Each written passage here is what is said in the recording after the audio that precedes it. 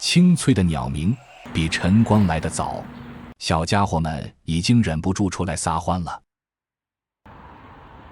来自美国的41岁观鸟摄影师潘米加，此时也带着儿子们出门了。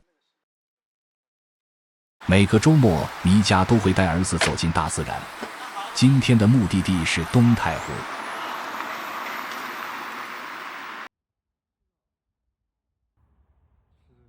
40多分钟后，米加父子3人已经在太湖边上架好了望远镜。I got a few pictures of them flying. 问爸爸。风景呀。米加来中国已经13年了，还成了苏州女婿，有了2个儿子，一个10岁，一个8岁。4年前，本来就喜欢户外的他接触到了观鸟。翅膀呀。2个儿子也就成了他最好的搭子。现在我们去找湖，要找一种叫红颈尾湖。米加打算去对面野地里碰碰运气。这是他第3次来这边拍鸟，大概的路线都还记得。找鸟的过程既需要好的脚力、眼力，还需要敏锐的耳力。And I heard a bunting.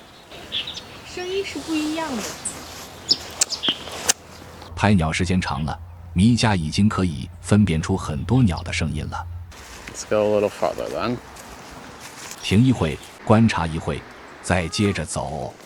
I see. 没啥收获的米加改变了主意。Let's go up to the road then. 这个水壶上面的是什么鸟啊？ It's California quail. Okay. 究竟斑群 Yeah. You can use the 冬鸟 app. 交谈中，米加说，这几年他去了苏州很多地方拍鸟，水八仙、白塘公园、东沙湖。说着说着，他突然发现了什么。读书湖、金鸡湖。Oh. Cormorants. I'm gonna listen. 普通鸬鹚。鸬鹚。鸬鹚。爱上观鸟，倒也让他学会了更多中文。北边。水上是的。我不太清楚。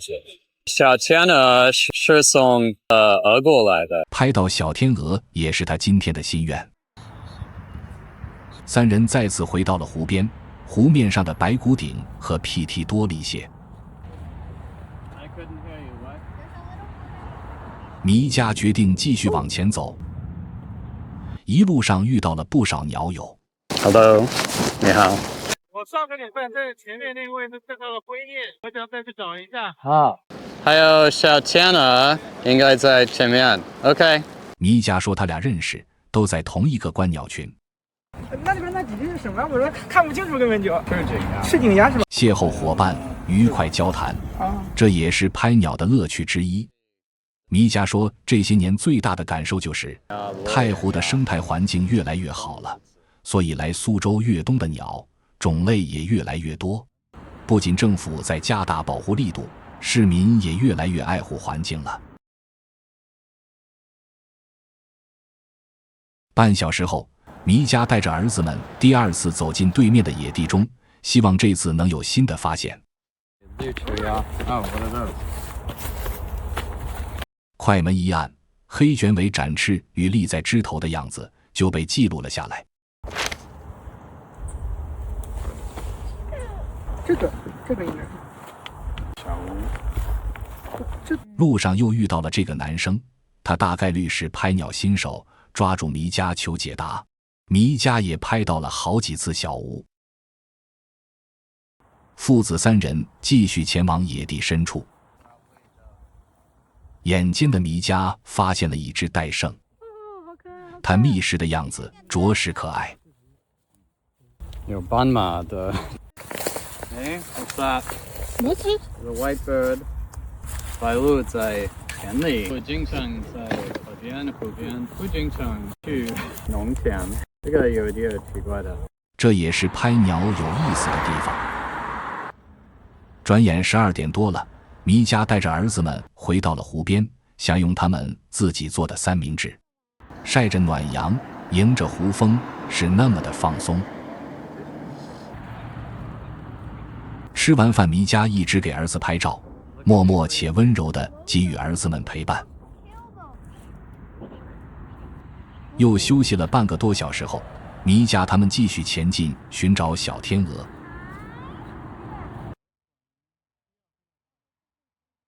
You mean flying there? 苍鹭。路上又惊喜地碰到了2只苍鹭，振翅翱翔的样子帅气十足，其中一只还飞了回来。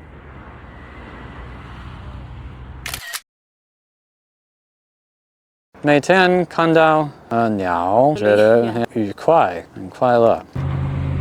很多白骨顶。此时，湖面上盘旋着数不清的白骨顶。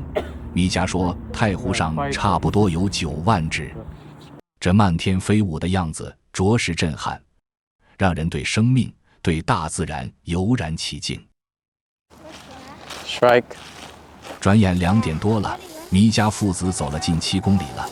小儿子开始想回家了。弥迦最终没有拍到小天鹅，准备结束打车回家了。但他不沮丧也不遗憾。他说，拍鸟是一场大自然给予身体和精神的双重按摩，也让自己与儿子们深入相处。没有刻意说教，但那份珍爱动物、保护生态的理念和态度已经传达给了孩子。弥迦拍鸟的一天，可以用寻找与邂逅概括，看上去枯燥，但其实却是与鲜活的世界、生命对话。每一次举起相机，都在向心脏注入能量，不断学习如何去爱，如何好好爱。